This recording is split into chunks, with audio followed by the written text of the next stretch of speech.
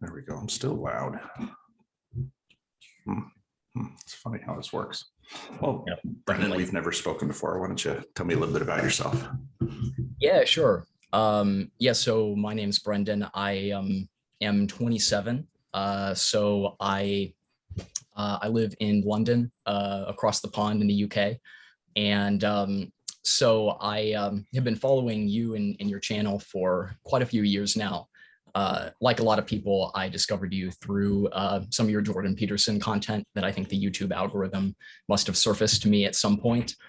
And since then, I am constantly impressed. I'm a huge podcast guy, and I'm always thinking, man, there's no way I can keep up with the amount of content that Paul is putting out.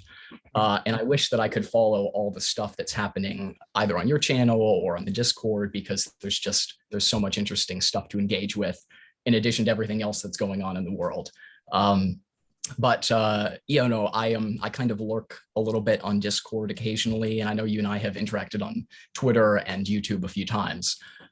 So I've just loved speaking about all the types of subjects that you do a lot of commentary on, and so I'm really pleased to be having a conversation with you. I've actually have the calendar thing for Rando Slot bookmarked, and I always go and check it, and there's never anything available. So that's but we made it happen problem. eventually.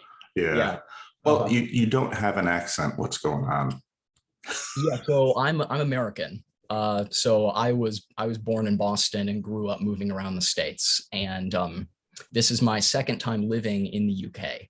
So I lived here once when I was 20. I'm now 27, moved here in 2020 during the pandemic, which was an interesting experience. But yes, I'm very much American.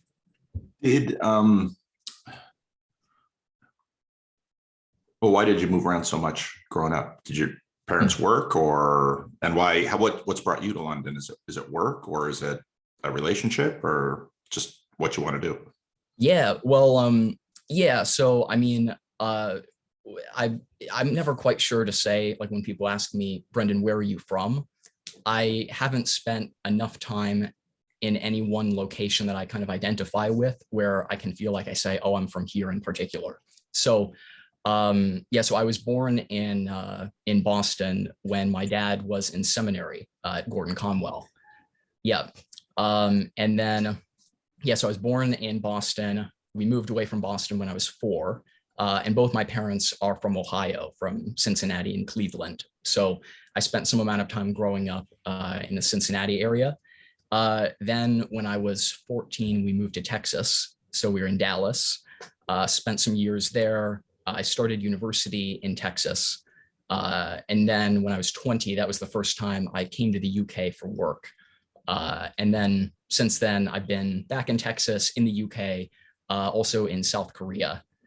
So I've kind of jumped around a little bit and then spent a couple more years in Boston. Okay. So I just tell people I'm from Boston because I live there and I was born there. So I just give them that, even though I don't have the accent to go with it. Right. You've got a fairly generic American accent. So, do you work in the tech industry? Yeah. Okay. You've got a nice face and voice for broadcasting. So I've heard that multiple times now. I've been told I have kind of a Bing Crosby thing going on. And I didn't even know who that was. I had to look him up. And of course, I had heard him before, but it didn't mean much to me. I've also been told I have a podcasting accent. Great, because I listen to so many podcasts. So I figure one day it'll come in handy. Well, as long as you can have a Big Crosby face and voice, but don't have a Bing Crosby family. You can look that up too. That was kind of a mess. Bing made a mess of his life, but that's okay. I don't actually. Yeah, I don't know any of his backstory. I just know kind of him from White Christmas. That's part of his legacy that endures. I'm old enough to remember when his sun was just setting. So your father went to seminary. Did you grow up going to church? Yeah, I did. So I grew up in a Christian family.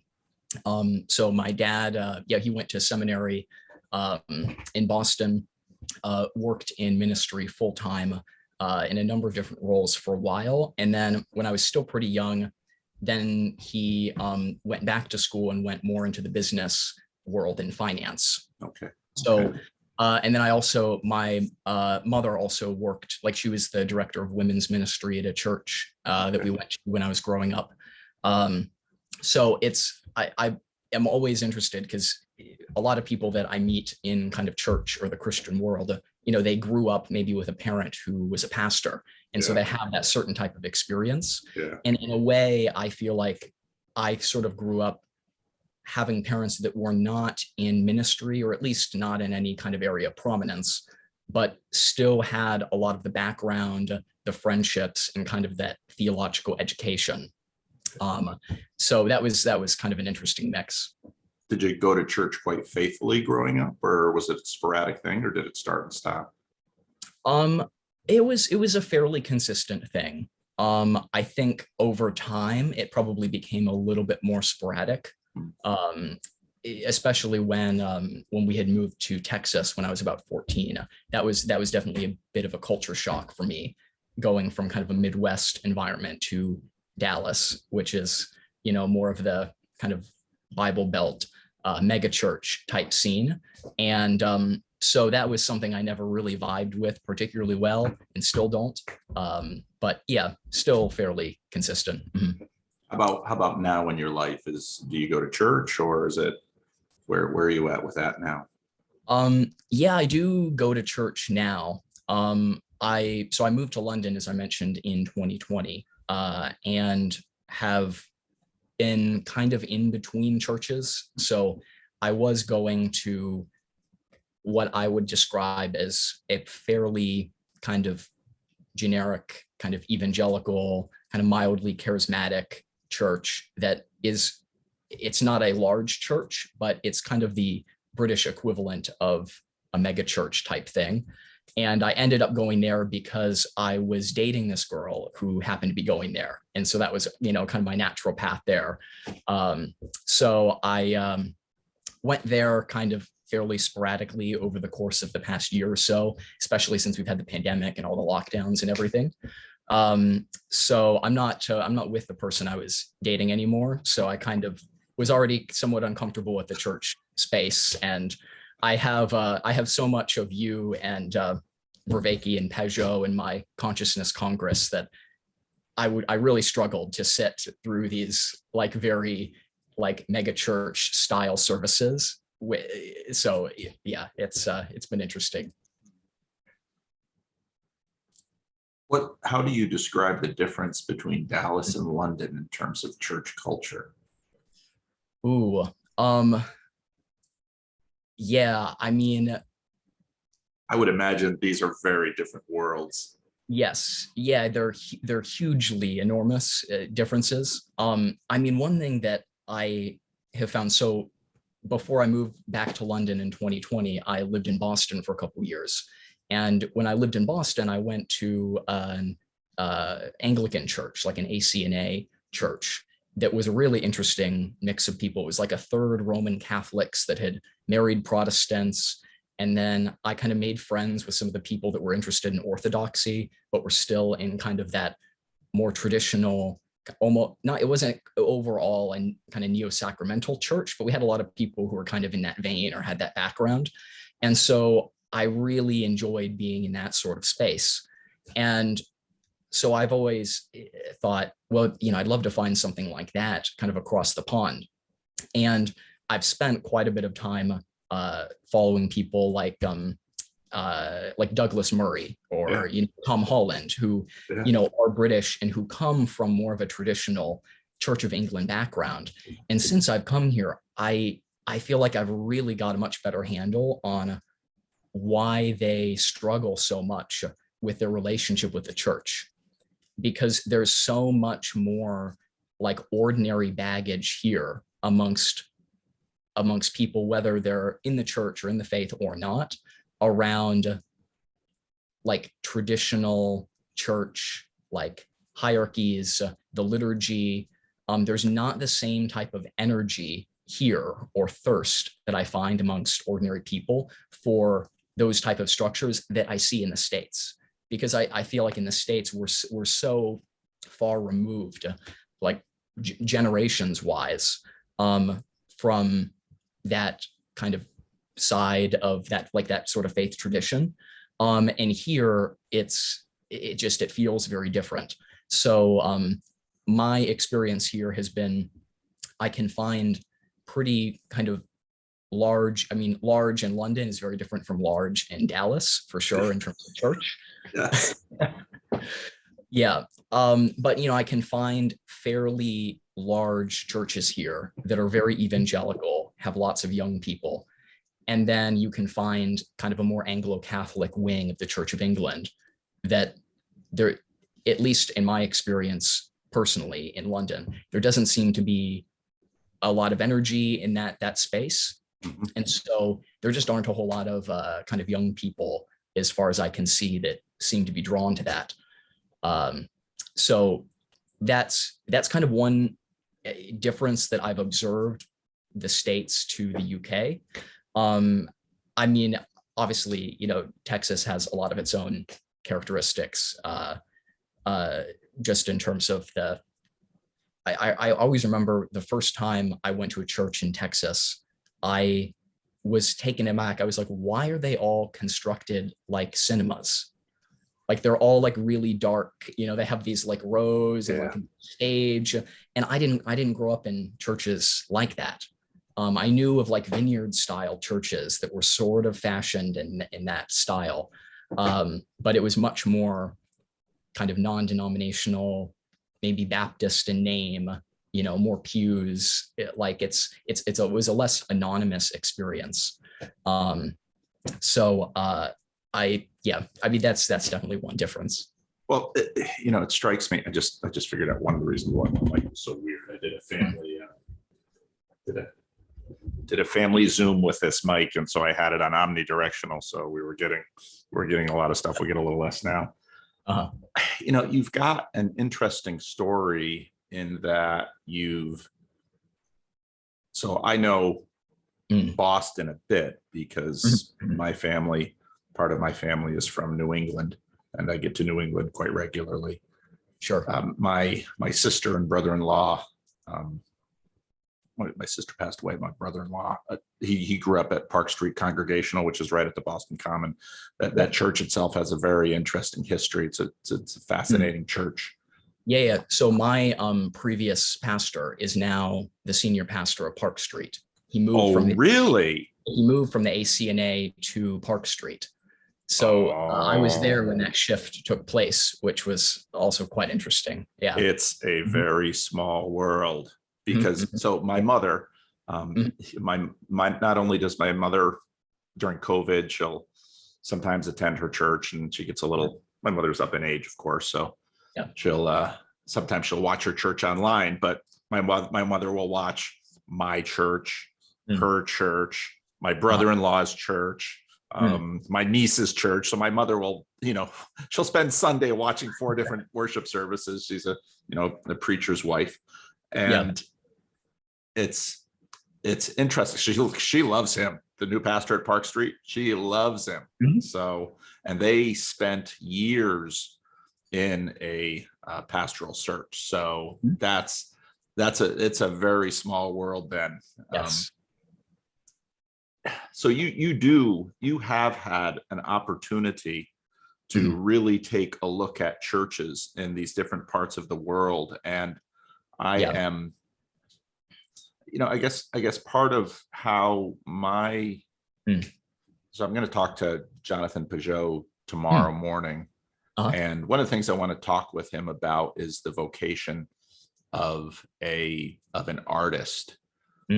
My channel is a little different in that I have the vocation of a pastor. And so while both Jonathan Peugeot and I admonish people to, do their, talk about the wisdom of, and in fact, the necessity of trying to plug into a church, I'm very cognizant of just how difficult this is, partly because it's a little easier for me because I know the pastor really well. Now, that has its upsides and downsides, but my father being a pastor, he went to his own church. I'm a pastor. I go to my own church. I sometimes think that if I had to church plant in Sacramento, it would be tough. It would be tough. And so then, what you had to say about Tom Holland and what did I say his name? Douglas Murray. Douglas Murray. Yep. When I was in the Dominican Republic, we had some very good friends who were missionaries from the UK, and they were both single. They eventually got married, and he works in sort of evangelical para-ministry or para-church ministry in the UK. But it's the question, one of the abiding questions that I think a lot about is what things are going to emerge in the church world. And it's gonna be extremely varied, because what Texas needs and what Boston needs and what London need, very different. Very different. Any thoughts on that? So many thoughts. Absolutely. Yeah. So, there's so many different directions I could go in. I will say it's I love listening to Jonathan so much. I actually met him in person in Boston once. This was right before the pandemic. He went and gave a series of lectures at this Orthodox church for the Boston Fellows. Anyway, that was a cool experience. But I could point out a number of things. So one part of my story that has deeply shaped me was I had the experience of moving to London when I was 20.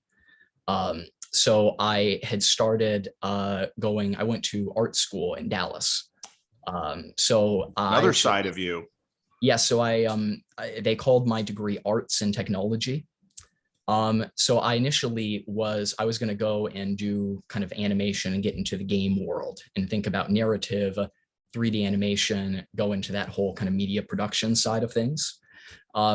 That was actually how I discovered Peterson, was in the very early days of when Dave Rubin went independent. He did these online interviews that had some people who came from the game world and games media. And so I had followed some of them, followed them from Rubin to his first interview with Peterson. And then that opened up a whole new world for me, which eventually led me to you and Pajot and Vervaeke and all these other people, which is just, it's kind of crazy to think back on all, how many lines of connection that is. Yeah. But so I was going to university in Dallas. And when I was 19, I was going to this evangelical church in Dallas. And at the time, the senior pastor, his father was British, and he lived in England, was a vicar.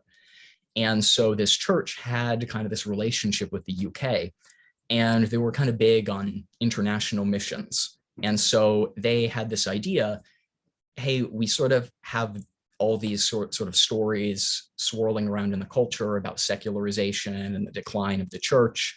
And we know that we don't necessarily feel it in the same way in Dallas, but we know this is a thing that's theoretically happening.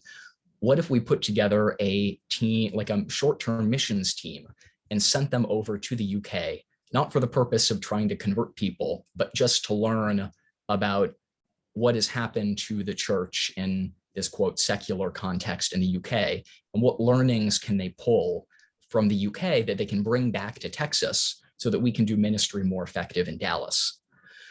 So I was selected to be part of this short-term team that went over.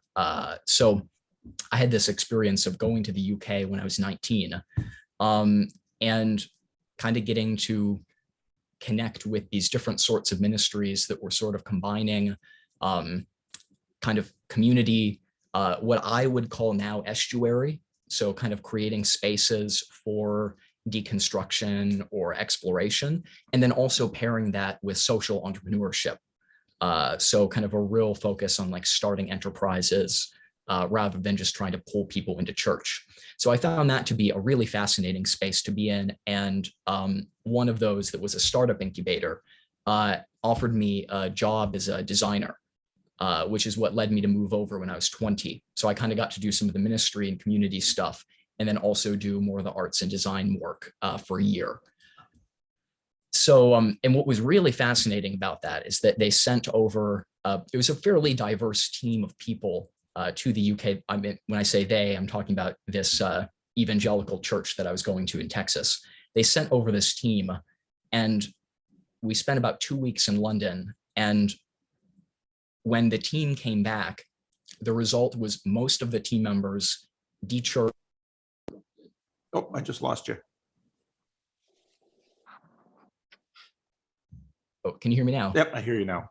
So you got right to the punchline. When we came back, most of the church. Oh, yeah.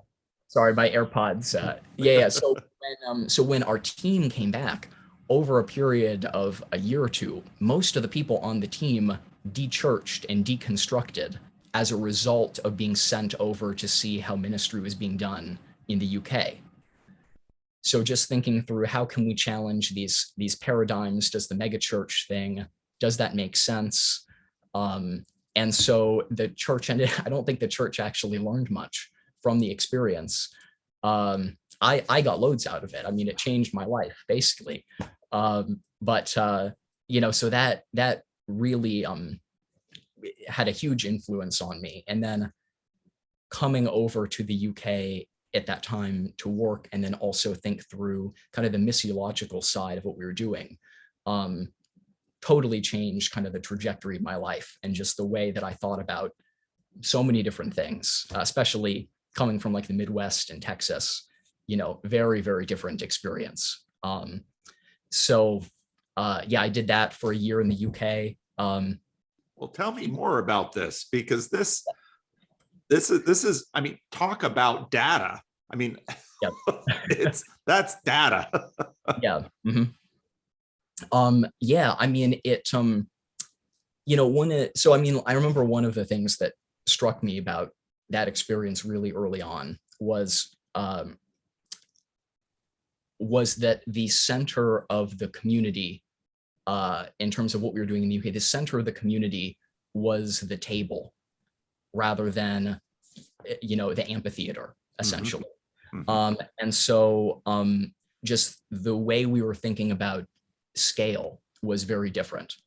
And I remember we, because we were doing these projects in kind of incubating startups, thinking about like social impact and innovation, we had loads of people who had no Christian background whatsoever, who were really interested in what we were doing, either because they were being served by some of the projects that we were undertaking, or they had a skill set and wanted to contribute to do some kind of social good. So, you know, I remember I had this experience where we would host these kind of meetings where we would do dinner and then we do some prayer afterwards.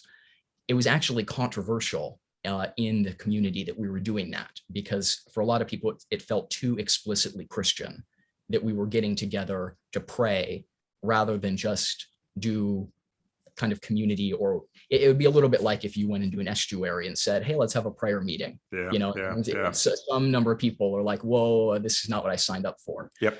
Right. So, but I remember I went to one of these, and it was me, one other older woman in her 50s who was single, who's a believer. And then the only other people who showed up were two Muslim women who were Kurdish refugees who had come from, I think, Syria maybe at the time. And I remember having that experience, and we sort of looked at each other like, okay, now we have to pray. How are we going to pray with these Muslim women who are here, who don't, like, they don't know culturally like how this works? And so we said, well, let's pray. And these two women, after I prayed, looked at us and they're like, yeah, you're praying to this Jesus guy. Let's just try it and see if it works.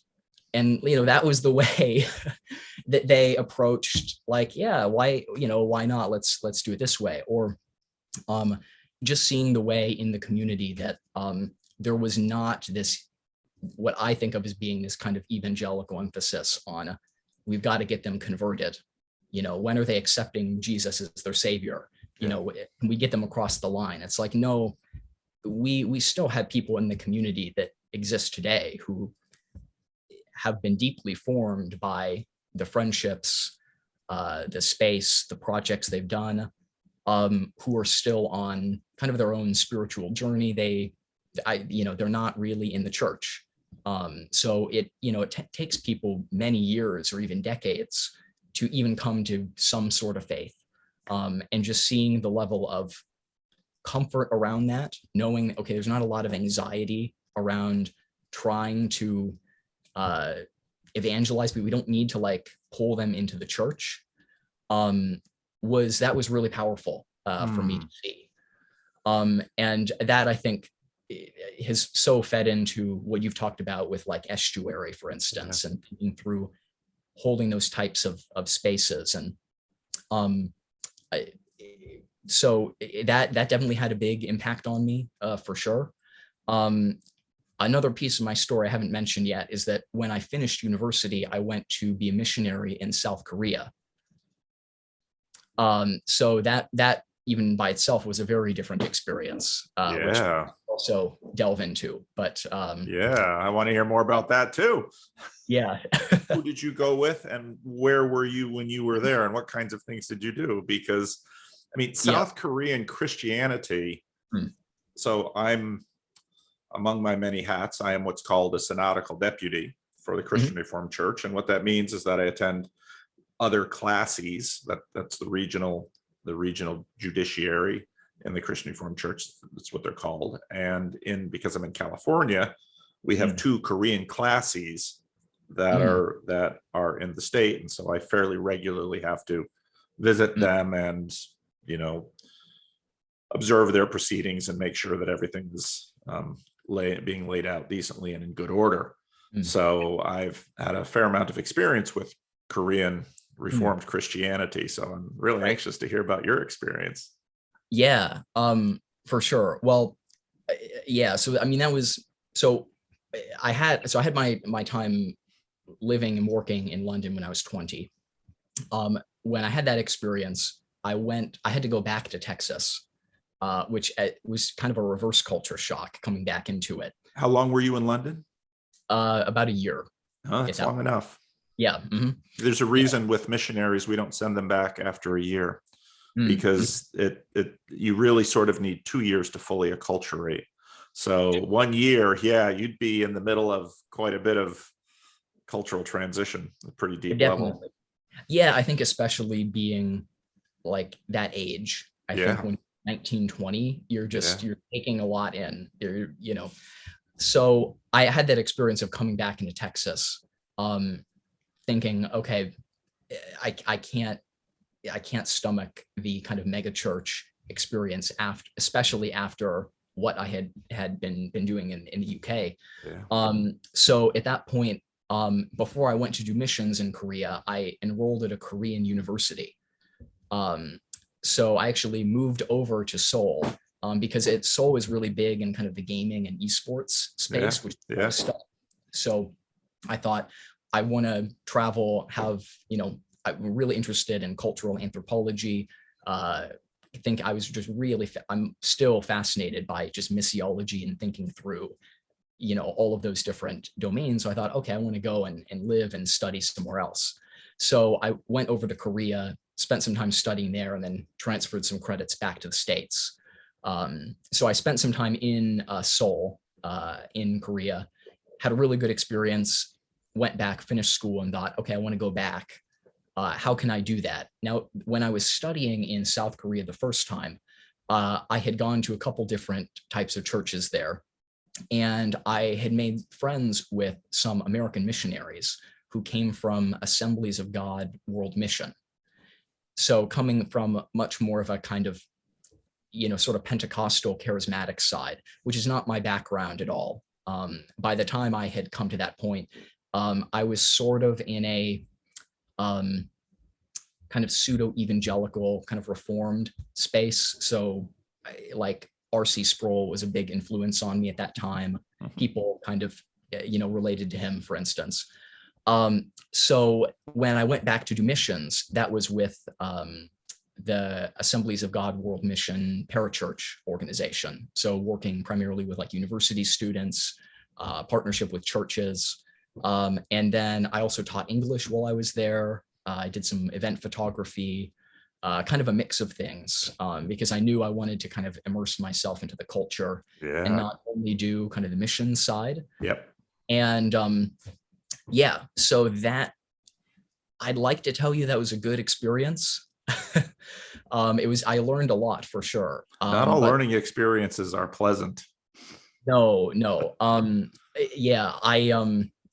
didn't, well, I guess the way that I kind of look back on that in retrospect is that my time working as a missionary in Asia, that was the start of, I had already discovered like Peterson and was listening to a little bit of you.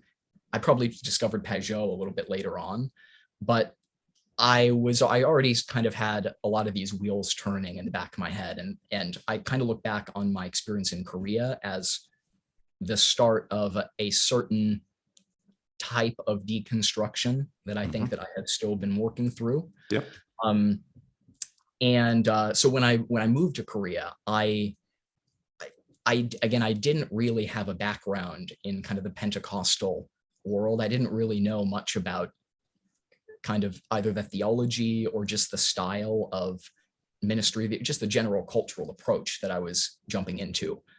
And so it was really interesting, just learning how to do kind of teaching or fellowship in group contexts with Koreans in English, because the cultural norms are completely different. And a lot of the ministry paradigms that I found were much more focused around how can we grow the numbers of the parachurch ministry rather than what would, effective mission learning and discipleship necessarily look like in this cultural context, especially being in Seoul, which is a fairly kind of metropolitan, cosmopolitan area of Korea. And I found the missiological context of South Korea, I found to be just really fascinating, because in a way they're kind of the only Eastern Asian nation that has some kind of rich Christian heritage to them. They're not like, obviously there are a lot of Christians in China. That's a very different context though. Right. Japan is going to be very different from South Korea. Right. And I thought, wow, this is so. If you go to South Korea, it's thought of as being this very Christian nation, but there's been a huge generational collapse in South Korea. Really? Oh yeah, if you poll the younger generations, it's as secular as London. There are no young people in church in South Korea. Obviously I'm generalizing in huge strokes here. Well, that's interesting to me too, because we've seen the same thing in Korean churches in North America. Now, a lot of that is attributed to immigration dynamics, but listening to you, it sounds like, no, this is a cultural phenomenon. And, my daughter's no longer living with us, but when she did, we watched a fair amount of K-dramas and Korean stuff on TV. And I always found, I loved watching those with my daughter, although they could get a little bit much sometimes.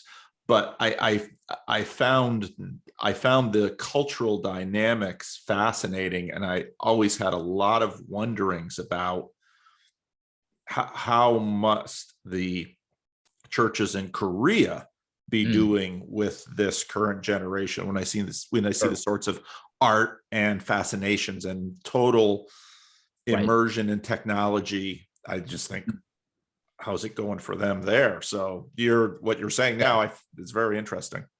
Yeah, no, I think, it especially going to South Korea, coming from Texas, both nations have a mega church culture. Yes. The largest church in the world is in Seoul. Yes. And so, I found that dynamic to be very interesting because in some ways, Korea has had a large American presence for many decades because of the Yes. military. And so there's a sense in which they try to emulate a lot of American models. Mhm. And so I wonder to what extent the kind of megachurch phenomenon is part of that emulation. But yeah, I mean, one of the things we found just in terms of the parachurch ministry was the ways that Korean students would often prefer to be, say, studying the Bible in English rather than Korean, because in the Korean language, hierarchy is built into the language. So one of the things you do in Korean culture is you always want to know the age of everyone in the room, Right. Yep. because the oldest person, you're addressed differently. Yep. And so if I have, say, a question about faith or anything in that realm, me speaking to you where you're the older person, Yep. there's a level of sometimes formality or hierarchy that people will say, I find this to be very stifling.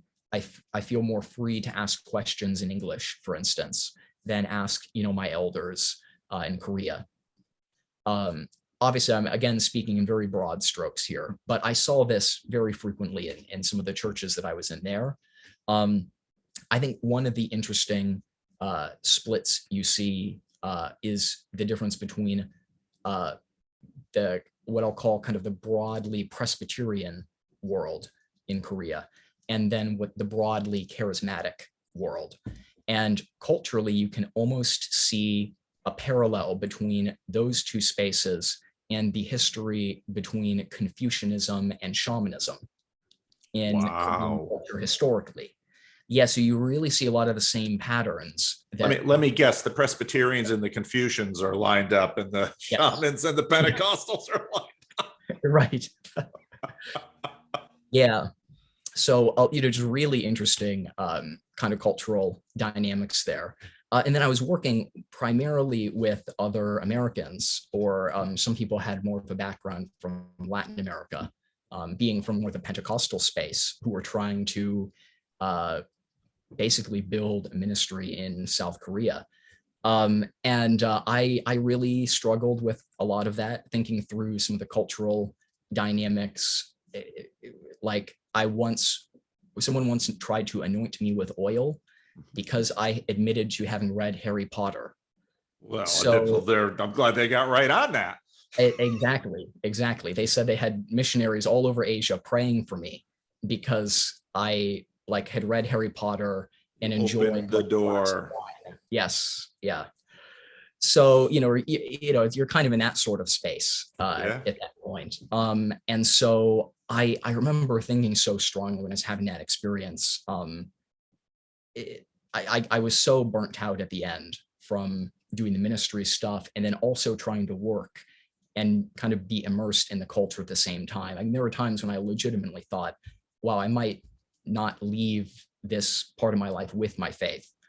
And I remember really kind of bumping up against what I think Peterson would call his conversation with Roger Scruton was one that I think happened around that time that really stuck with me, where you're kind of bumping up against that sense of the transcendent and thinking through, wait a minute, it's most of the kind of missions and church that I'm seeing in this kind of broad parachurch environment. This is all, we're just kind of making things up as we go along.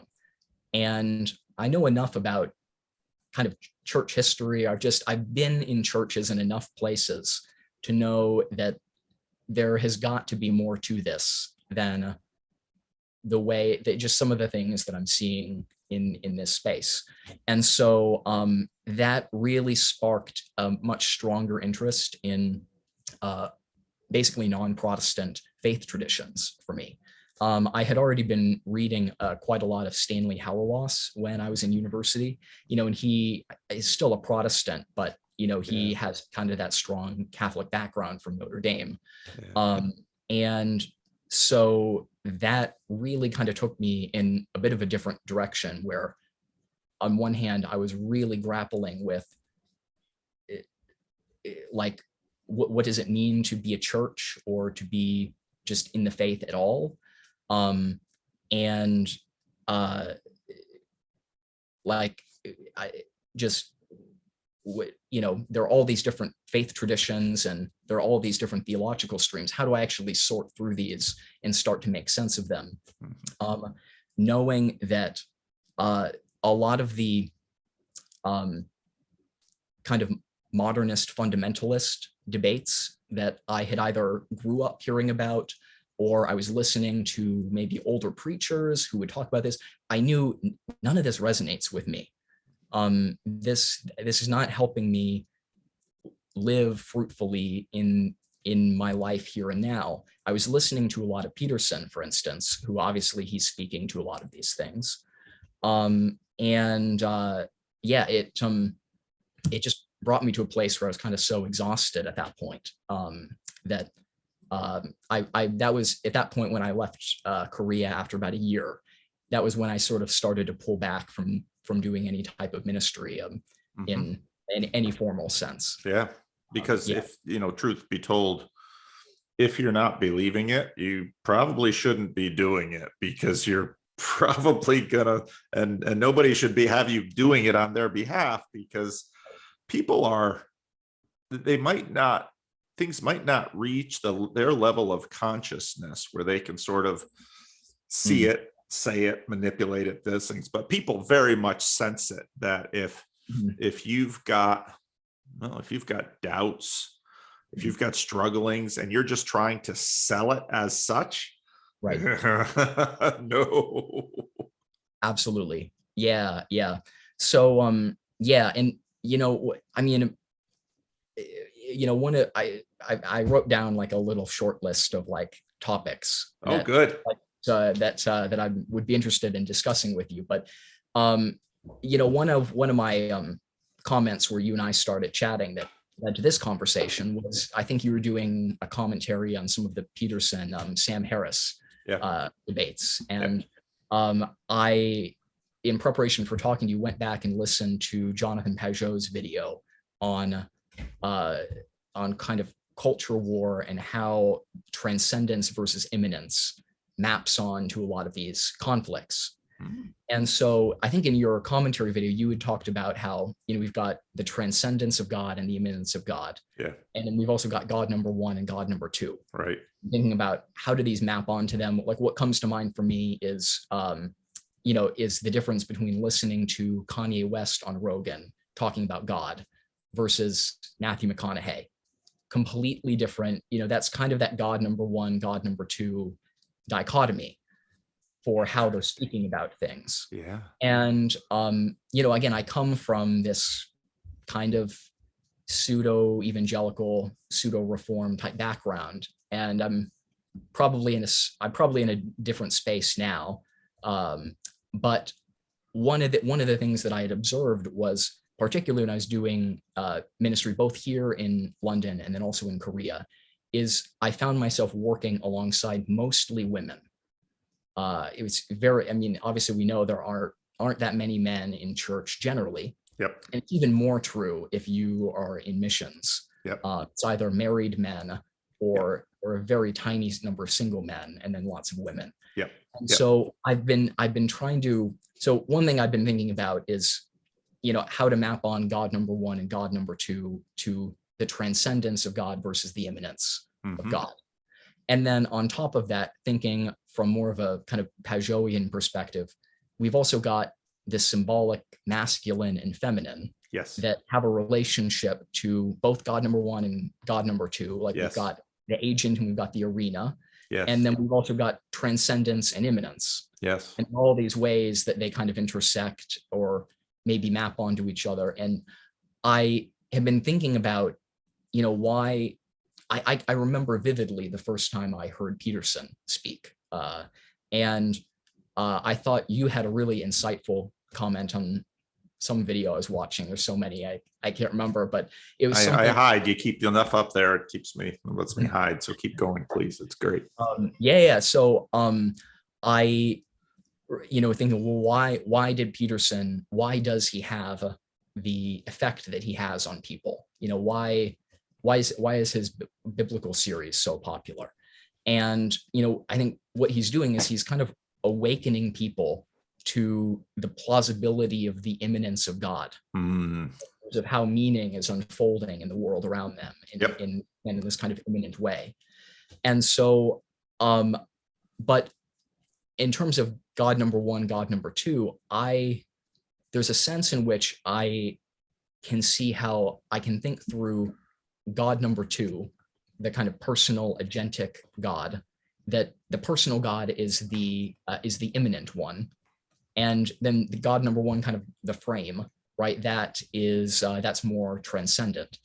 And as I've been thinking about this more, I'm saying, well, because I always want to know if I'm in a kind of estuary environment, if I can't explain my thought to someone in estuary, do I really understand what I'm talking about? And so so the way I think about this is there a way that I can communicate this to someone who talk through these ideas with someone who maybe they come from more of that evangelical, almost kind of modernist background? And can I speak in a way where, their eyes light up and they say, wow, the light bulb comes on. Yep. And I think that's what Peugeot sometimes struggles with in a lot of his conversations with some of these YouTubers. And that's what happened in the Sam Harris-Peterson debate as well. Yeah. And so I've just been thinking about how do all these ideas connect together, and I can kind of see things from multiple sides. Keep going, please. Yeah, okay. So, so I mean, because if I'm thinking about kind of the God number one, God number two stuff, I can also see how what we've done in the modern world is we've made God almost exclusively transcendent. Yes. In a way that it also is very God number two like. Yes. That's what Harris has in the back of his mind, right? Yes. It's the person in the sky who's an agent, who's watching you. He really cares about, the minutia of your life on a moral level. And he's not immanent in any sense. And so we've got kind of that connection. And then we've got a kind of God number one, the frame is something that is immanent. Right. And so I've been kind of trying to explain this to people that I know who maybe come from more of that kind of evangelical or modernist side. And their intuition seems to be different, that God number two, the kind of personal God, well, that's the immanent one, because I can imagine it's, if I'm thinking about God as an agent, he's the person in the sky.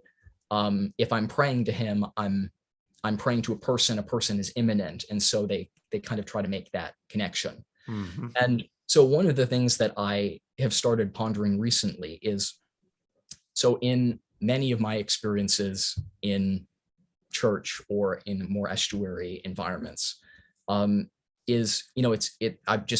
know far more women than I know men in these environments. Maybe estuary is a little bit different. Like I know the Discord, it's very male. Yeah.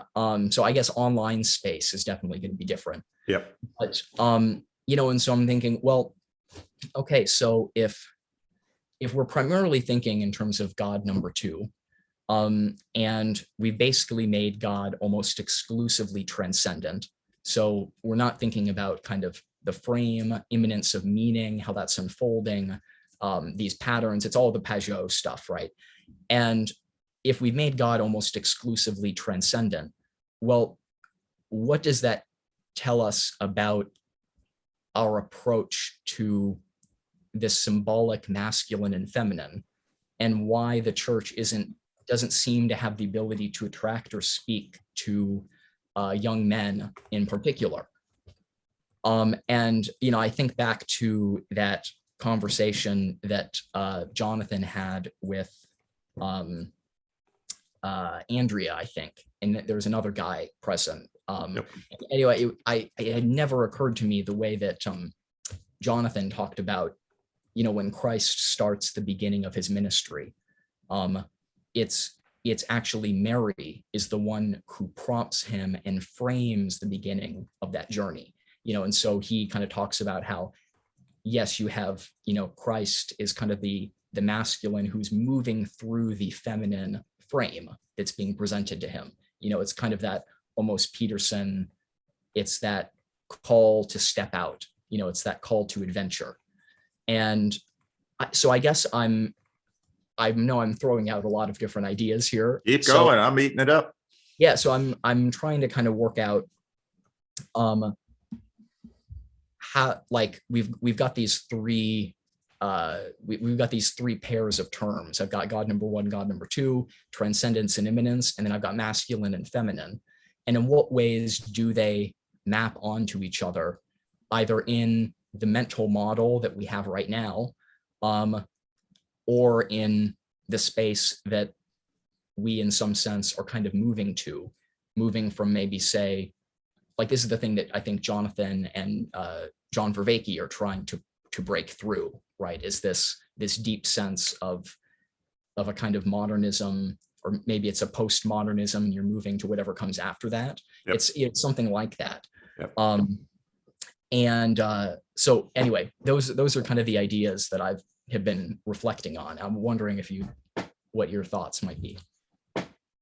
Well, I don't know if you saw it. I just posted yesterday a conversation I had with Yosef, who's a modern Orthodox Jew from the Discord server. And he was talking about some of the confusion in my videos with God number one, God number two, immanence and transcendence. Just this morning, I was listening to Peugeot's conversation with Glenn. I think that's his name. He's been trying to get a slot with me for a while, and I have to get back to him. But they were getting into some of the masculine, feminine stuff, and Peterson, in his conversation with Weinstein and Haying, were getting into some of those things. And so actually this morning, I took when I was exercising, I did a little mapping, because I usually use my exercise time to do some listening and do some thinking. And did a little bit of mapping about some of these issues. And actually, I was thinking, if I get some time this afternoon, this will probably be the topic of my video. For me, a lot of, you know, if we think about the feminine as fundamentally arenic and the masculine as fundamentally agentic, there is definitely a lot of mapping of God number one and God number two, because that's one of the, again, I always talk about this 1 and 2 as sort of little boxes that I put things, I basically take some of these ideas, throw them in one, see how they work, see what kind of feedback I get from people, and then, well, let's put it in the other, let's put it on the side, throw something else in. So it's basically trying to work through some of these dualities. And the dualities not only map 1 and 2, they can also map up and down, heaven and earth. Right. I mean, earth is basically feminine. Heaven is basically masculine in terms of its, you know, it's impinging on earth. The direction is down, and in very rough terms, that's sort of the directionality of masculine and feminine. But of course, most, you know, both have, and male and female and men and women obviously have both in them. It's very interesting. Scholars have noted for years in Jesus' parable of the prodigal son, how there is only a father, but that father does feminine things. And so anyway, so I'm going to get myself into a big mess in that video, I'm sure. So yeah, so I'm going to have to think through a lot of that stuff, and not a lot of it's sort of ready, because I haven't talked through it, and I don't know that I can talk through it with a person in front of me like this right now. Yeah, sure. But I'm really interested. I'm always interested to hear people's feedback on the number 1 and number 2, because I think, let's see, where was I? I was talking, was it Yosef? When it comes to Christian deconstruction. Mm. I think this is a big piece of it for many people, because the Irenic and if the Irenic and the agentic aren't sort of properly formulated, that's when you tend to get a lot of problem of evil issues creep up. Why? I think this is partly because a number of years ago in church, we had a woman come and join our church, become part of the congregation. She had spent most of her life in a Pentecostal background. And, like many people who sort of stumble into a church, it's all very low resolution. Oh, you're a church? Yes. You believe in Jesus? Yes. You teach from the Bible? Yes. Good enough for me. And so then particularities, which in time will begin to emerge, such as in Calvinist Protestant confessionalism, where you have documents that are, say, Reformation era documents like the Heidelberg Catechism, which is quite early in the Reformation period, its formulation, you still have God being this very much this tremendously transcendent power who brings fat years and lean years, storms and droughts. And I remember at one point, the Pentecostal woman basically challenged me and said, God would never bring anything. I don't remember exactly how she said it, but basically, I'll reformulate it. Anything unpleasant, unwelcome, or what you would call that evil into her life. And so that's always the devil. And so what had emerged in her was a pretty classical dualism. And I'd seen that in Pentecostals before. You can read that. That's deep in Frank Peretti's novels, This Present Darkness, where everything is angelic and demonic forces. And these are very legitimate, longstanding Christian formulations and articulations.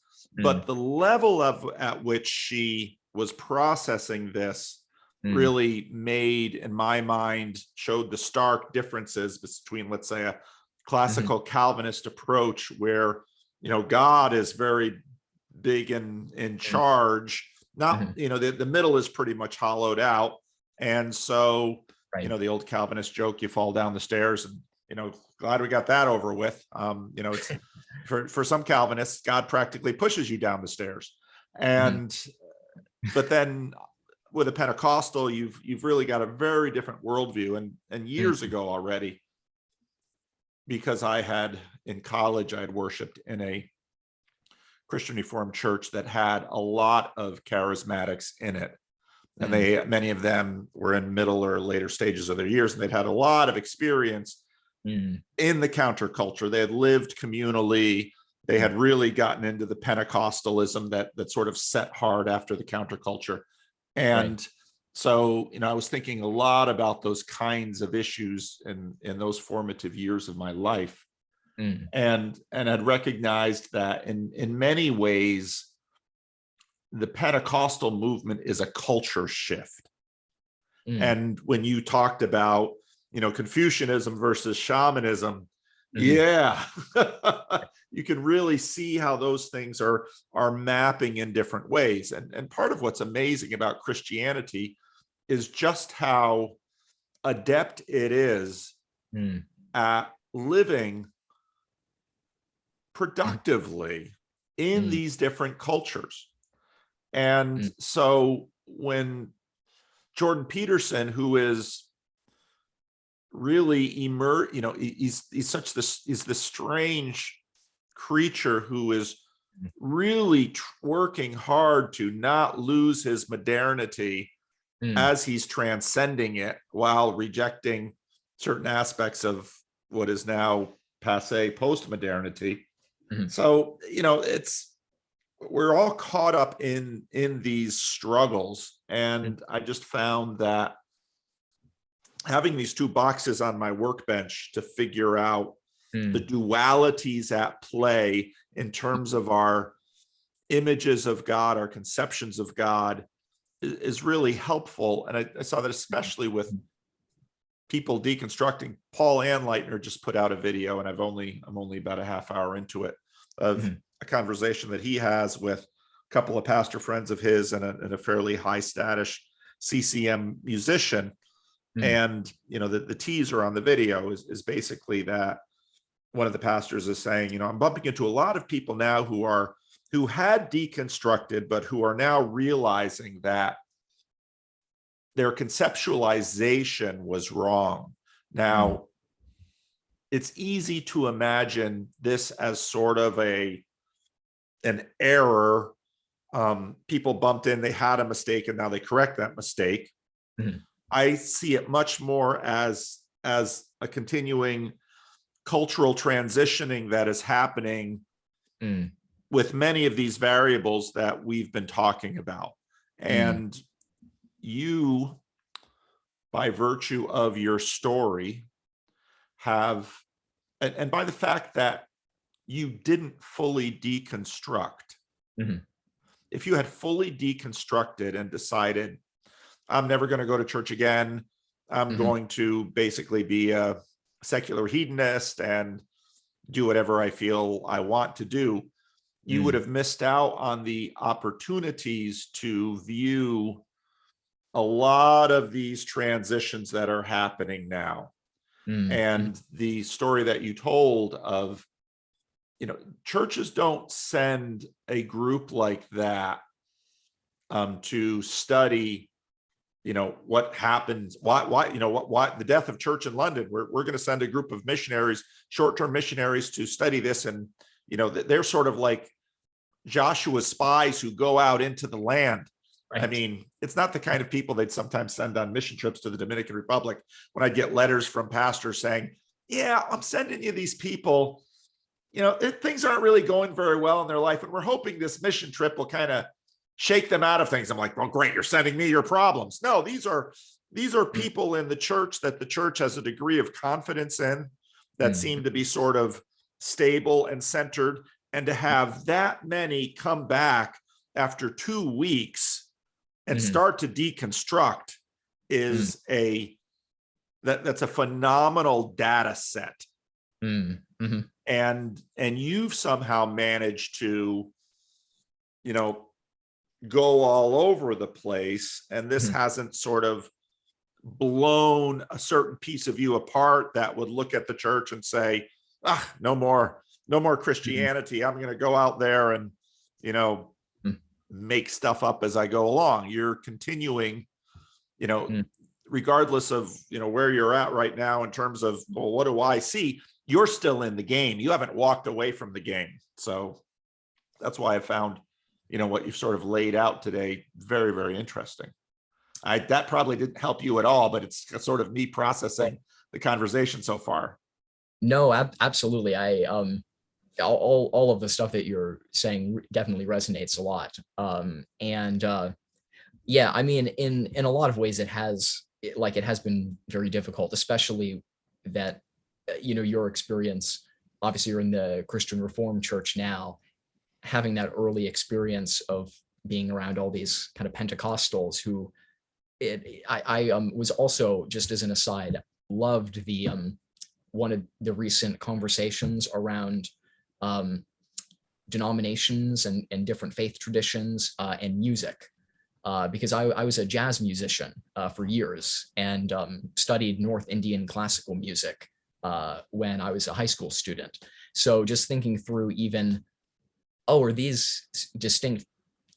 Actually, maybe the theology here is not really the key driver of, you know, these movements. Maybe it's, you know, it's kind of that, this is probably what you're talking with Pajot about, right? It's the vocation of the artist and how is that driving these types of changes. But yeah, you know, I think having that experience for me in, for example, being in Korea, coming from almost kind of a similar thing to what you did, coming from more of that reform and background, and then being in a very Pentecostal charismatic space. In a lot of ways, that it was a painful experience, because it, in a way, it's like, okay, I'm suffering tremendously in this space, And neither, not what I come from in the space that I'm in now don't seem to cohere. I can't really use them, and neither of them are leading me into the type of meaning and fruitfulness that I would like to be in.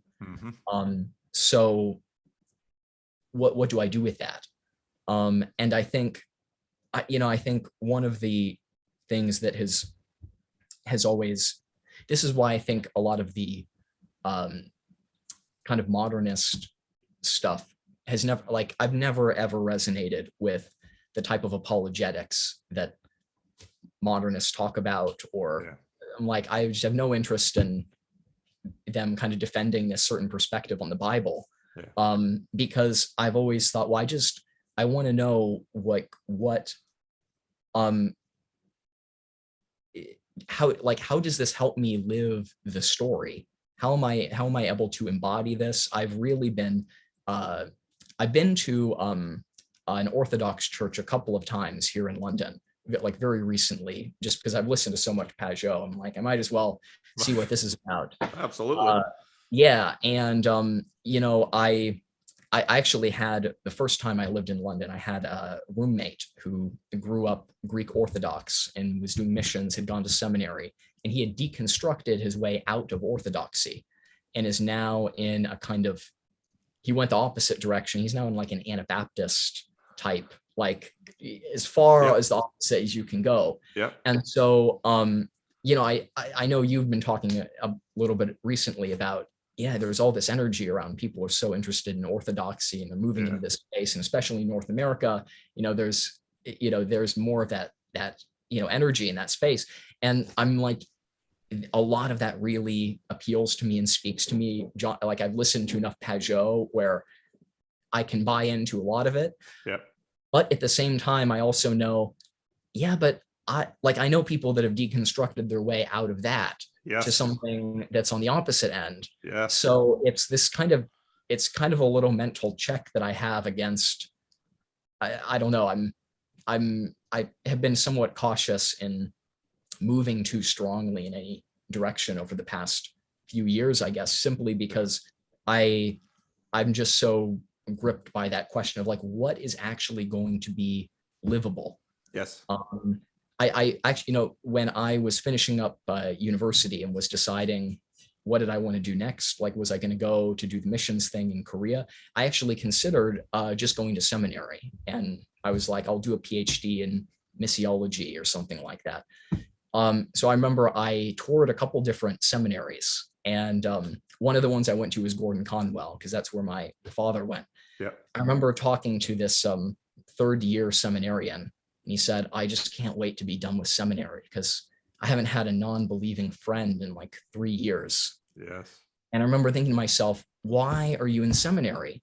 Like, you've actually dug yourself into a hole where not only are you're not in like an estuary-like space where people are actually struggling through, grappling with these very real and present things, but now you've just learned all this jargon.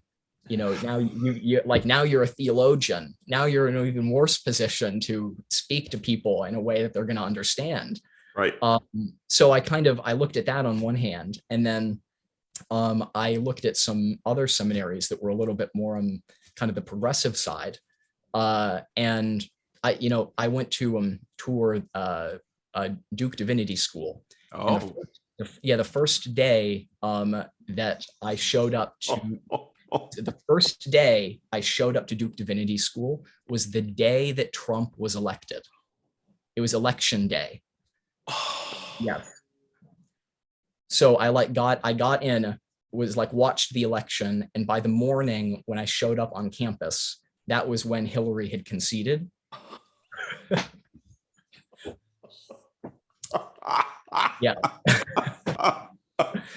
So, I mean, you can imagine what that experience was like. Was it sackcloth and ashes? And oh yeah, I mean, the end is near. I remember I went in to tour some kind of survey of the old, or I was like sampling, I was sitting in on a couple of classes, and one of them was like survey of the Old Testament.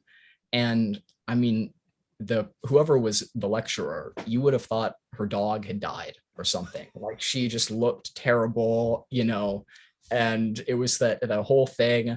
I remember I was sitting in this lecture, and there was someone sitting next to me, and she goes, "Wow, I mean, you must be so upset because you're not even taking notes."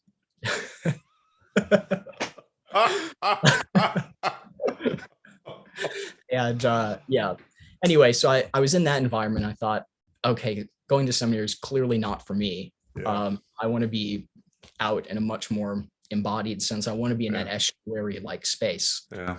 Because that's where I find, that's that thing that I think Peterson touches on so much, which is, Israel is he who wrestles with God. Yeah. And I want to be in a space where people are wrestling the real things that are really in front of them. That's where I think for me, that's where I feel like my faith is kind of most alive, I think, is a space of tension or a kind of wrestling. Yeah. So I tried to, for better or worse, kind of stick to that space. Well, and that sort of brings us back full circle to the dilemma or even crisis of church. Mm-hmm. And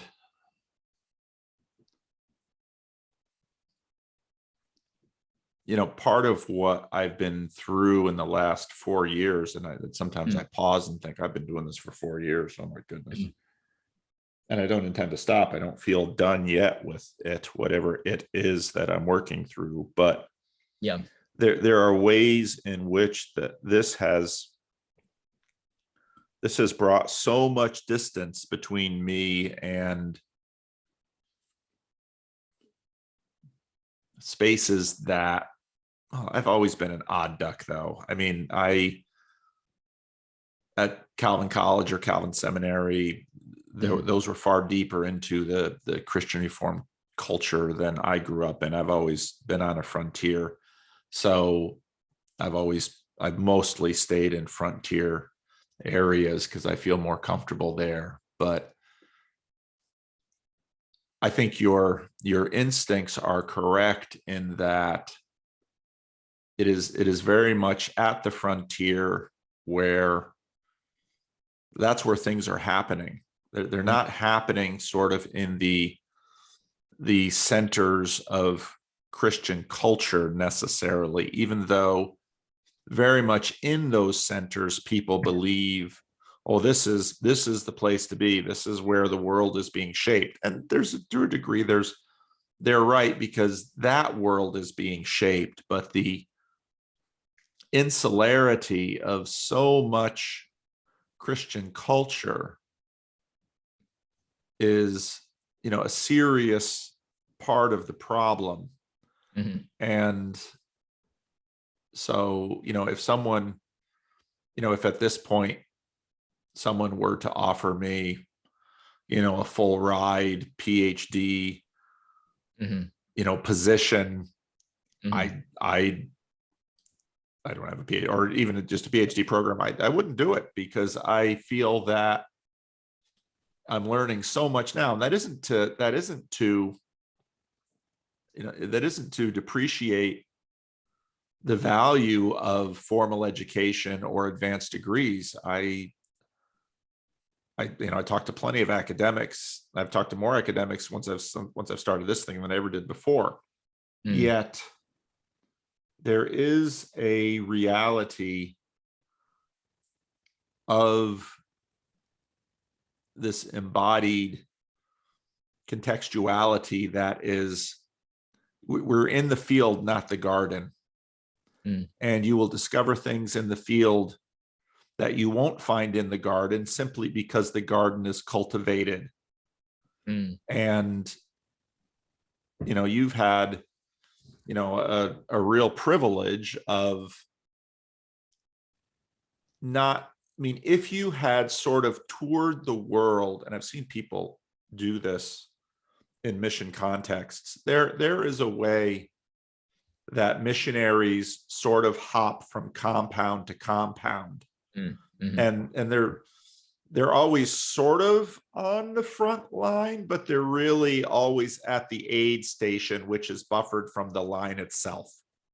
Right. And the fact that you went to South Korea and didn't just huddle with the missionaries, but went to school. Well, now suddenly you're seeing a Korea that, let's say if a Korean seminary said, "Oh, Paul, you've got this many followers on YouTube, come to our seminary and lecture here." I would not in that context gain access or learn about the Korea that you did. And it's also partly because of your age. You came at the age of a student. And so, we're immersed then into one of the best times of learning when my wife and I went to the Dominican Republic. It's fairly cliche, but we lived with a Dominican family that was completely, they knew nothing of our mission or the churches we worked with or anything like that. They didn't know us at all. It was just a middle-class Dominican family. And boy, we learned what we learned in the couple of months that we lived with these people, far more than in some ways sitting down and talking to the missionaries. So I think there might be a time at some point to do more formal education, but I think you're right. The kinds of learning you're doing now and the contexts you're doing it in are going to give you a wealth of data that will be really productive when you get to points where you have to do some analysis, and then more engagement if you're involved in organizations or institutions. So it sounds like a good choice. Yeah, I hope so. I recently finished a master's, so I'm not ideally looking to do any more formal education. In your field, or? Yeah, in human computer interaction. Okay. Yeah, so more in the kind of tech, somewhat still in kind of the arts and culture space as well, but yeah. Do you know Job from the Discord server? He's right over in the Netherlands, right across the channel from you. Yeah. And that's his area of, he's actually computer accessibility that he works in. Okay. And so it's been, the intersection of people that I've had an opportunity to be with now, at least virtually, in this space. It's been very interesting. How many artists, how many tech people, but also how many blue collar. I mean, it's sort of the selection bias of YouTube. So it's very interesting. I don't know. I've peppered you. I mean, I'm so darn curious that when I get somebody on the other end and they seem in any way willing to indulge me with my questions and rabbit trails. But of course, that process there's a selection bias there too, because if you're watching my videos, there's a high likelihood that we're interested in the same things. Yes, absolutely. For sure. I don't know if we've exhausted your list or what you'd like to do. Oh, well, I was going to ask you how much more time you had, because I've got a longer list here and could talk or ask questions for quite a while. I can probably go another half hour. Half hour. Okay, that's perfect. So go for it. Yeah. Well, gosh, I mean, there's so many different directions that I could go in. I mean, yeah, I think, I think for me, in terms of my own kind of personal story, one area that I found to be very engaging and has been very just grounding for me, I think, especially, I mean, even like the technology that we have, the fact that you and I can be talking, the fact that I discovered your content the way that we did, it's especially with Zoom now and the way this has been accelerated during the pandemic, that has changed, I think, so many different things. Even the way that I've kind of processed my experience of church. I remember in this evangelical church I was going to recently, I think they only did communion maybe once every 3 months or something like that. So I mean, I was just not on board. Jesus says we should do it. We're not exactly sure why, so we won't let it get in the way too much. But right. Oh, okay. I want to go in a very different direction, but I have a great anecdote for you. So when I was in Boston and I was going to this Anglican church, and this was in early days of the pandemic, this was in like early March, maybe late February 2020. We're hearing about the virus. It's not really clear. Are we going to still be meeting in person? Like what's going on here? So one Sunday I was in church, and they had there are a lot of like very highly educated people in Boston. So we had a couple of physicians. I think we even had like a virologist or someone who's part of the congregation. And so they brought up a few people that had some medical expertise, and they just said, we just want to let everyone know publicly we're taking some concrete steps to protect the congregation against COVID. And so from now on, instead of, we're making 2 changes. One is we're no longer going to allow you to dip your bread into the communion wine. You now have to drink directly from the cup. That was an upgrade? Yeah, that was the upgrade, because they figured, well, your hands have been all types of places, and we don't want you ripping your hands off the bread and then dipping it into the wine. If you drink directly, that's going to be more sanitary. That was their first suggestion, which I'm like, that doesn't feel more sanitary to me, but I mean, okay. Maybe they're assuming their people's lips haven't been in different places, but anyway. That's true. Yes. So they said that's our first recommendation.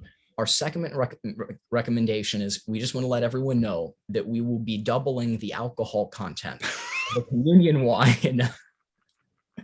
We're not using wine anymore. We're going to port, which has a higher alcohol content, which we think will kill any bacterial or viral spread. Is at that moment I knew that I was in an Anglican church when that was the response to COVID. It was, we'll just up the alcohol content. It'll be fine. You're going back to the common cup, more alcohol. Yeah. That's great. Yeah.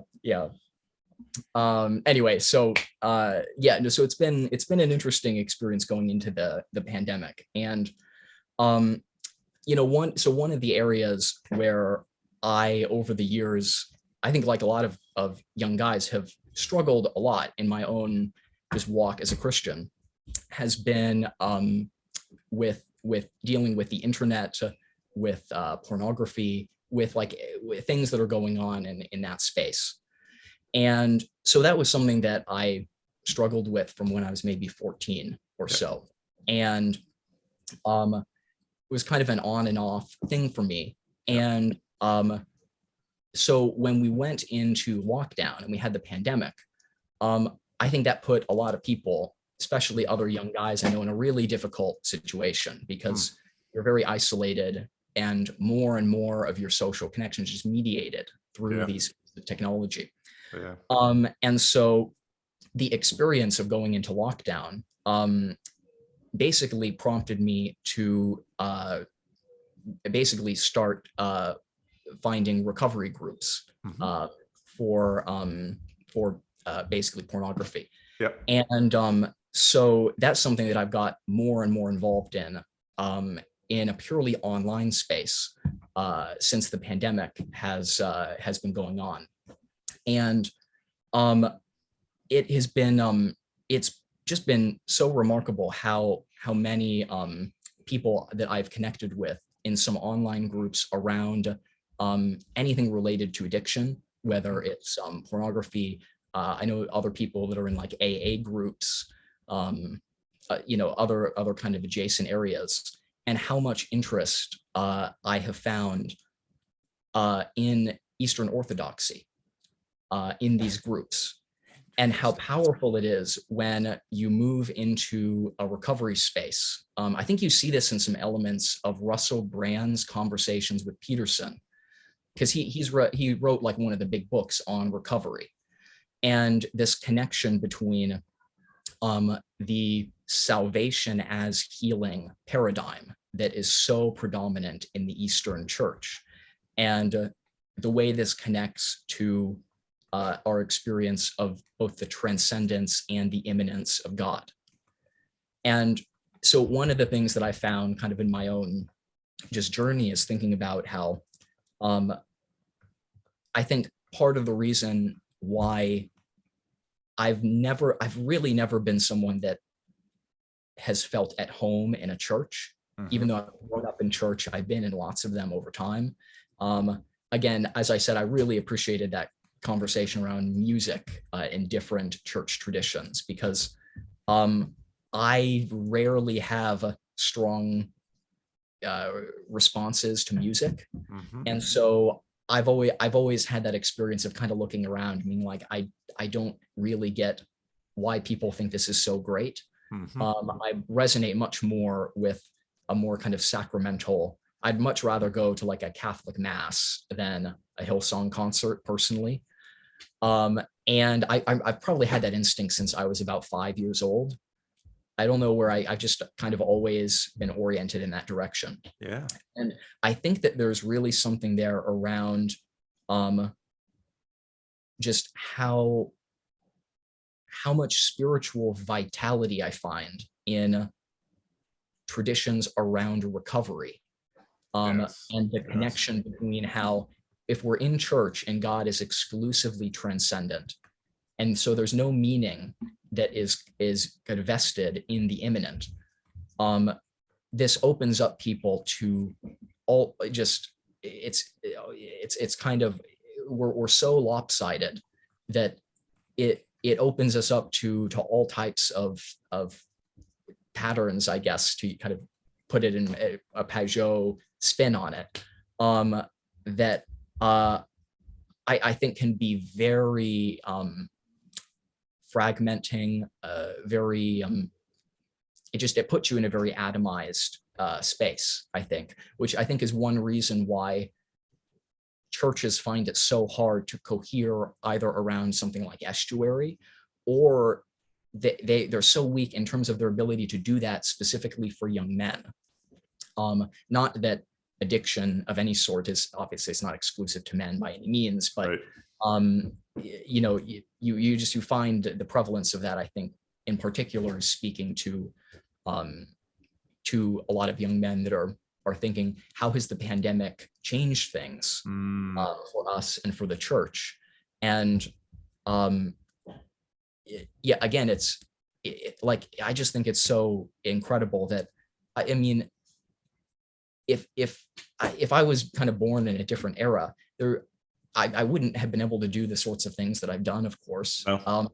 But I definitely couldn't have been listening to some French Canadian Orthodox person. You know what I mean? I never would have encountered any of these ideas or paradigms. In a way, you know, because you had kind of highlighted that idea that, you know, we've got this data set where I had this experience of going from Texas megachurch to postmodern ministry, you know, across the pond in Europe.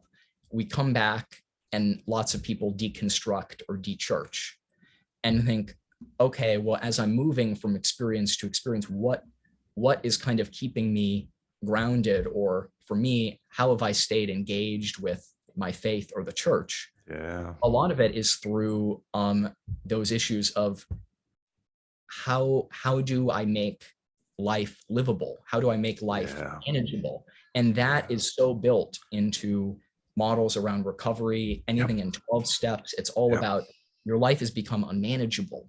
And I think, are we making people's lives unmanageable when we reduce God purely to the transcendent? Yeah. And what are the implications of this for, well, all sorts of things, I guess. Yeah. Oh, that's so true. You know, before the internet, I remember before the internet, I lived much of my life before the internet. I mean, the internet really only came to the fore, really started coming in the 90s. And before that, you know, pornography was, you know, you had to get a magazine. There was that there was the movie theater that, everybody knew where it was, but you didn't really want to go anywhere near there because it was really creepy and it was really icky. And, New York City, you might have, and of course with the internet, suddenly it's a click away, and with the smartphone and with everything else, it just whoosh. And this is I've spent almost zero time talking about it on my channel. It's not really a conscious decision. It's something that I think is an issue for many, many people. And I think in some ways, evangelicalism hasn't necessarily handled it well. It's handled it in a lot of the ways that evangelicals usually handle a lot of things. Sure. It's a little too alarmist sometimes. But what you say here, I think, is deeply true in, the Oxford groups, which led to AA and the recovery movements. And very quickly, AA targeted alcohol. And of course, in a sense, the ubiquity of alcohol in America. I mean, if you look at levels of alcohol consumption in America before and after the Prohibition era, not during, but the Prohibition era actually put a big bite into alcoholism in America, partly just because alcohol was a little harder to get. And that sort of helped a lot with some people. But, we've sort of had the reverse with pornography. And at the same time, we've had via the cyber culture, an increasingly disembodied way to connect with other people. I mean, it's really strange how this happens. Yet the 12-step movements and the recovery really, so the immanent and the transcendent, the top and the bottom, the one and the two-ness, these things really, in a certain way, it's the point of connection, which is where actually enchantment happens. And so, let's say the classic example of an alcoholic that, well, their life is unlivable. And I've, had plenty of opportunity to see that happen in people's lives. Alcohol is especially for a certain portion of the population, a tremendously difficult thing to manage. Yeah, I think, just as a quick aside, I think it's so interesting that Peterson has this in his background. Yes, it is. It is not incidental. Yeah. No. And the fact that there are, one of the higher visibility bridgers in the Bridges of Meaning is Chad the alcoholic. And he, and his internet persona, wears a wrestling mask, which I think is absolutely terrific. In terms of how do you don't want to be Chad the alcoholic with your face on a YouTube video, because I mean, the part of the whole tradition of Alcoholics Anonymous is this is supposed to be a safe space where a high status person can come and be, alcohol in that sense levels us. And in some ways, especially for men, to a degree, women too. Because we shouldn't look at this, because I know that there are women who struggle with this as well, but especially for men, because by our physiology, by all of this, we're far more prone to this. And especially for people who have grown up in a Christian church that had, much, you're living with Christ's talking about lust of the eyes, and that just charges the environment, meaning that use of pornography will very much be an issue. But it's at that point where a power greater than myself will deliver me. And so then all of this language, which really came to the fore after the counterculture and the Jesus movement, of a personal relationship with Christ. I mean, that in many ways, that personal relationship it's very it's very agentic, but it is in many ways where the number one and the number two come together. It's very much where heaven and earth come together. That's the moment of enchantment. So I think you're right in that. Oh, it's so often the case that it is the weaknesses that, in sort of a 2 Corinthians 12 moment, it is the thorn in the flesh. It is the weaknesses which, many people just come to Christ and say, well, would it harm your plan for the world if I weren't just so darn susceptible to X? Right. And Christ says, no, my grace is sufficient for you. I'm going to leave that thorn just where it is. And that thorn is what you are going to wrestle with.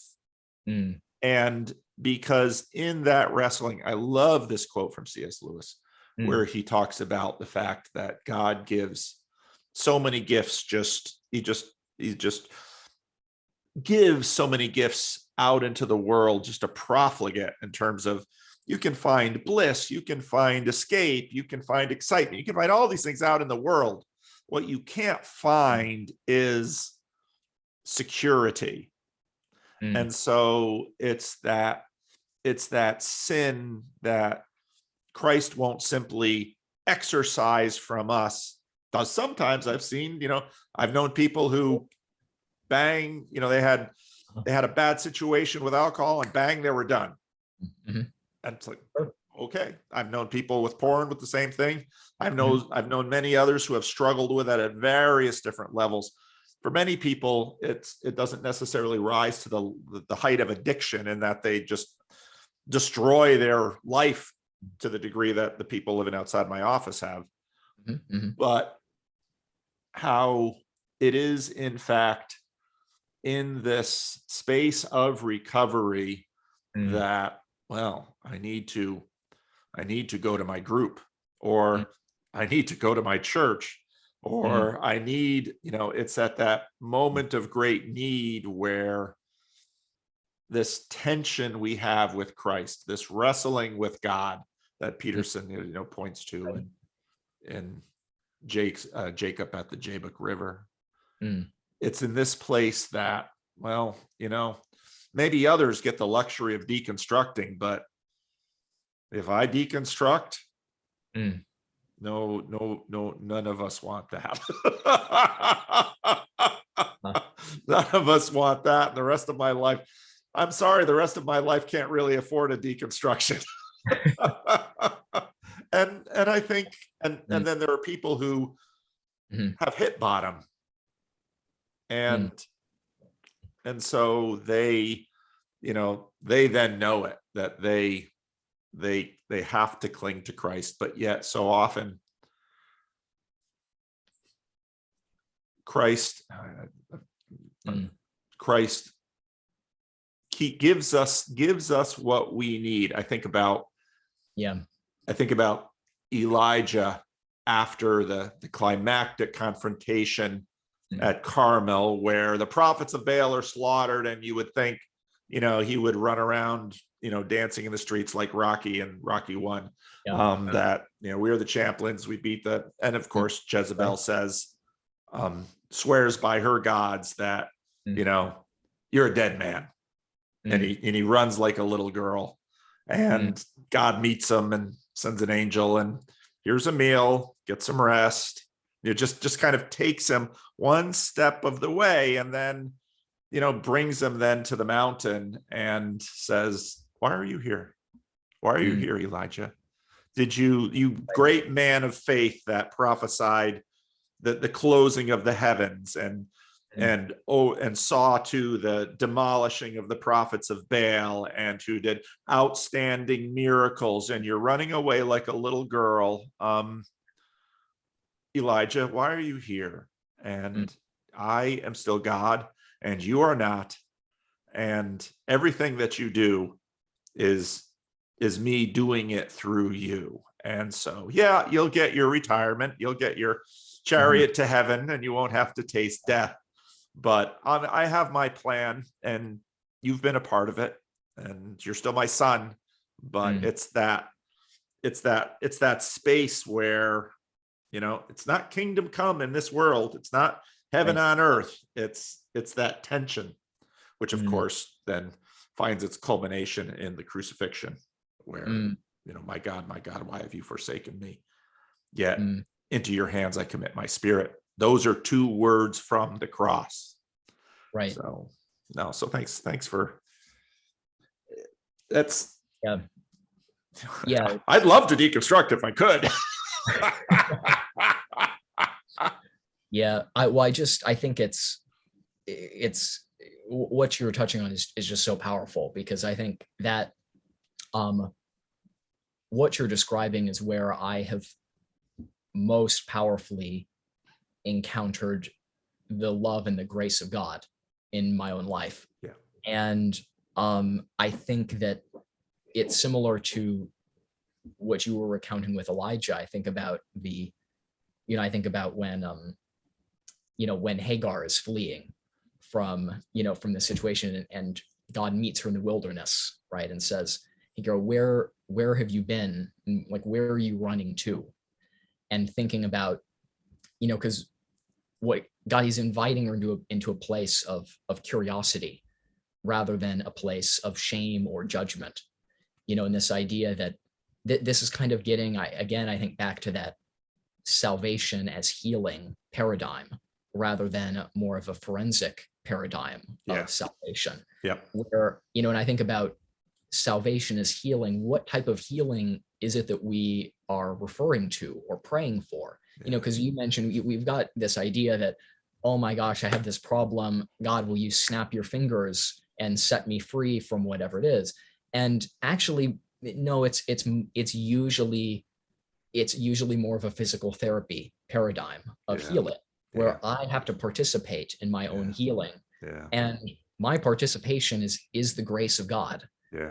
Because it's that's the actual embodiment. Yeah.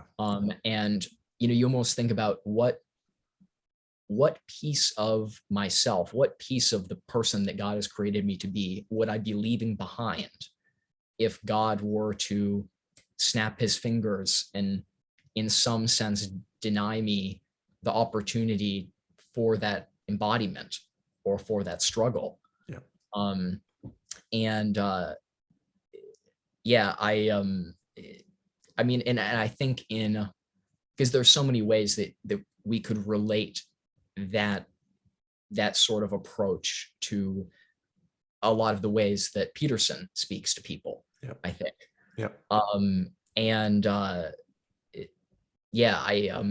Anyway, there's so many different directions one could go in from here. So for me, personally, I'm still working through all of these ideas. I have no idea. I couldn't tell you what, I don't know, faith tradition or something I would end up in 2 years or something. But well, it's so funny because for many, I've talked to Chad a few times about this. It's right there in Fight Club. In fact, Fight Club is a fascinating movie on this topic, because the almost recovery has become a faith tradition. It's almost it's a very interesting branch of the church, even though it belongs to no church and isn't a church. And right. Yet for, I can't tell you how many people, it's been the gateway drug into a life of faith. And for many others, it's been a gateway drug into a nominal faith that perhaps is the only, you think, look at maybe someone like Matthew McConaughey, and right. I listened to his book Green Lights, and after he had his conversation with Peterson, and it's almost a folk religion, but it's unusual among folk religions because it's powerful, and that Well, so I don't know if you've ever heard this guy Brad Jersek speak. Yeah, I've never heard him speak, but I know his name. He's friends with Ron Dart, and he hosted a bunch of Ron Dart's stuff, but I don't know anything about him particularly. I've only heard a few podcasts with him, but he kind of caught my attention because he is also Canadian Orthodox and was also a convert into Orthodoxy. So and he's like, because he's one of those guys where I sent a podcast with him to my friend who used to be Orthodox and is now in a different space, and he said they wouldn't even recognize this guy as Orthodox in Greece. Like it's anyway, there's lots of different dynamics at play there, but he sort of got he seems to be on, I don't know, like almost like a weird kind of progressive area of orthodoxy, which I don't even know how that works, but he's almost kind of a Rob Bell adjacent type person, just in terms of his theology and the way that he speaks about some things. But he, in some of his podcasts, has talked about his experience of working with people in recovery for all sorts of things. I think primarily with AA type groups. Yeah. One of the things that he shared is the moment that I start working with a church, let's say, and they Christianize their higher power, recovery stops working for people. And the reason for that is because he said the moment we make the higher power Christian becomes an adjective for judgment and shame for a lot of people. And so if I say I'm giving myself over to this higher power, and you just think about, what does that word Christian signify in the minds of people? Yeah. Is it, because one of the things that I have come to in my own recovery journey is thinking, no, I'm really thinking about the primacy of God as love, and not trying to make the holiness of God compete with the love of God. And a lot of Pajot's stuff has really helped me with this, just thinking about how am I thinking in terms of hierarchies of values or transcendence, and it fills the entire hierarchy and it's at the top of the, so what's the interplay there? So for me, when I'm thinking about a kind of what does the word Christian signify to me, that is where I've almost had to do maybe the most amount of deconstruction, in some ways as a reaction to my more Reformed or Calvinist roots, I think, because it's such a different way of kind of conceptualizing God. I mean, R.C. Sproul, he's talking about the holiness of God all the time, in a way that doesn't always feel particularly congruent with the types of stuff that you hear in recovery circles, right? And so you've got that compared to, again, if Christian becomes a synonym for shame, essentially, it almost requires it's like, that's in my mind, that's why estuary is so important. It's like we need spaces for people who are maybe not coming from the center of the church we need to help them deconstruct all of the bad ideas that they have about God. Not that I would not that I'm trying to say, oh, you've got bad ideas per se, but as much as it is if I accept that that God is like Jesus, and that Jesus is coming to us not in some sense to bring us to God, but to bring God to us, and say, no, God is like this. God is like the Beatitudes. He's not, it's not the traditional power hierarchy, that someone like Peterson is going to talk about, right? Mm-hmm. It's a very different way of seeing. It's the pattern of the kingdom of God, right? Is what Christ is revealing to us ultimately, which is what Pajot is talking about. And so I need a space to do that kind of healthy deconstruction, where at some point it all kind of trickles down to me. where I can see myself in the story, where it becomes true for me, not just in kind of the abstract transcendence sense. It has to be immanent. And I can't just be that God is love in some sort of theoretical sense. Right. It has to be that, no, I actually am worthy of love. Yes. And that God actually loves me. Not, and that's, I think, like, at what point does the word Christian, is that productive towards that end, or when does it become counterproductive? Yeah. And I found that to be, again, just such a fruitful space to explore. And it's also made it really difficult for me to find a church. Yeah, I can understand that. It's helpful to remember that Christian, the word, is almost not in the Bible. Which is something that's kind of funny to consider. I mean, it's mentioned because at Antioch, that's what the non-Christians were calling them, because there weren't enough Jews there to just think of it as what today we'd say is, well, that's Judaism. That's the religion of the Jews. No, it's not an ethnic religion. What is it? I guess we'll call them Christians. I had it was an epiphany.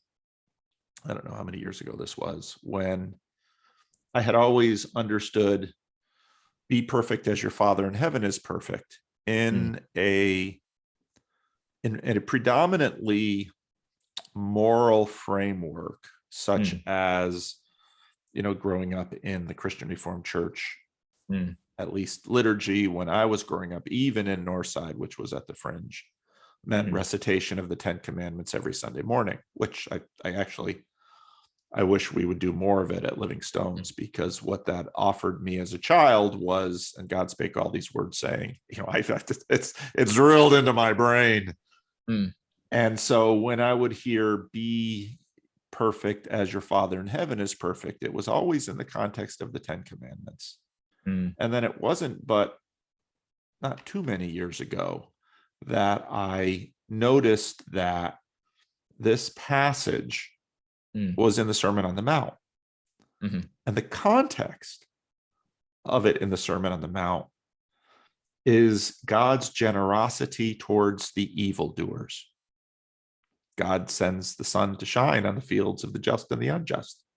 God sends the rain upon the fields of the just and the unjust. Be perfect as your Father in heaven is perfect. It's like, this is the perfection, Jesus, that you are pointing your disciples towards.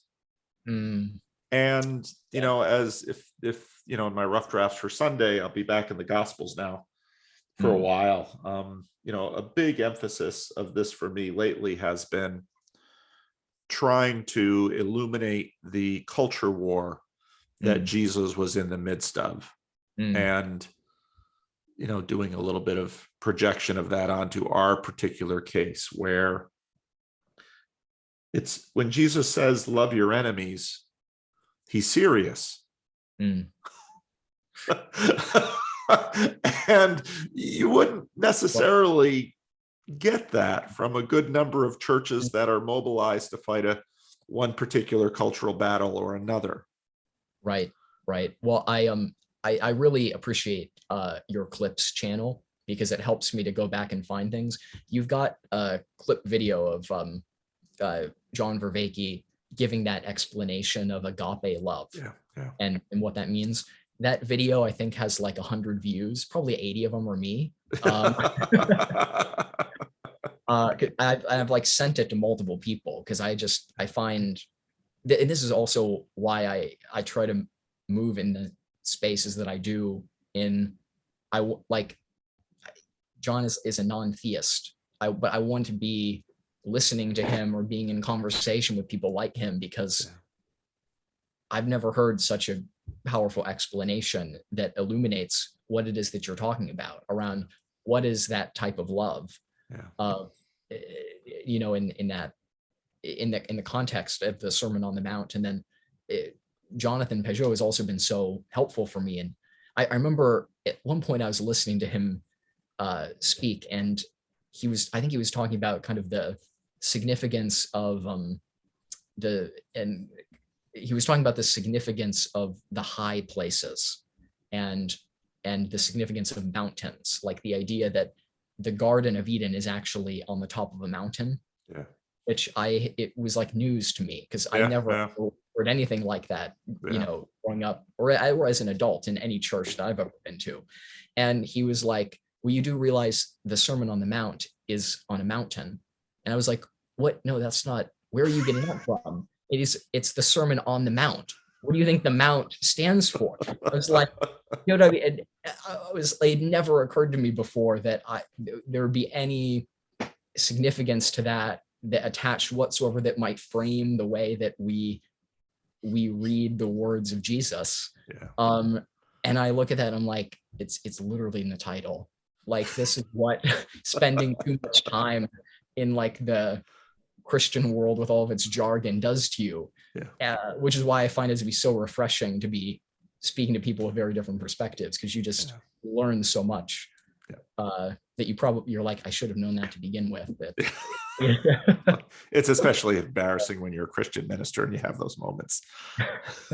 just who was I talking to this week? And he said, oh, I was talking to Joseph, and he said, yeah, it's that earthquake in the 8th century BC. And it's like, or in the 6th, I'm dyslexic. I always get these things. It's in the early 700s, and it's like, what earthquake? And then he's like, well, read the first book, read the first verse of the book of Amos. And it's like, how often have I read over this thing and thought nothing of it? But you know, I should know something. Yeah. Well, this has been wonderful, and I will send you this video. And I know you've shared some personal stuff, so you take a look at it and decide what you'd like. If you want to keep it private, or if you'd like to edit it, or whatever you'd like to do with it would be absolutely okay with me. But I would certainly be happy to share it as well, because I think you have a lot of insights and a lot to offer in terms of your perspectives and your stories. So, but I leave that in your hands of what you'd like to do. Yeah, thank you. Well, it's been such a delight speaking with you. And again, I've been following your channel for quite a while now. So it's it's just great to be talking through some of these ideas and just thinking about their significance. And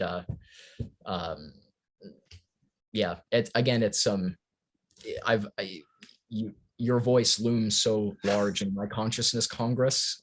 I just listen to so much of you. So Well, if you're interested in the, I don't know if you know much about John Mendonk's Estuary Leader Support. Estuary Leader Host Network. I can't, Vendonk does it. But if you're interested in that, let me know. I can hook you up with Vendonk, because a lot of people have found that group helpful those groups helpful for, if you want to pursue estuary or think about an estuary group or something like that. Let me know, send me an email, and I'll hook you up with Vendonk. So yeah, that would be great. Okay. So yeah, shoot me an email and I'll shoot it to him, and I'll get you an invite. Awesome. Well, it's been great talking to you. I'm glad we were able to finally find a time, and yeah, me too. We planned to speak, and then I got COVID over the holidays, and I think it's just endemic here now. They've just accepted that everyone's going to get it, it seems. So yeah, that's what it sounds like. But, well, God bless you, Brenden. So cool. Take care. We'll see you on Twitter. Definitely. All right. Bye-bye. All right. Bye.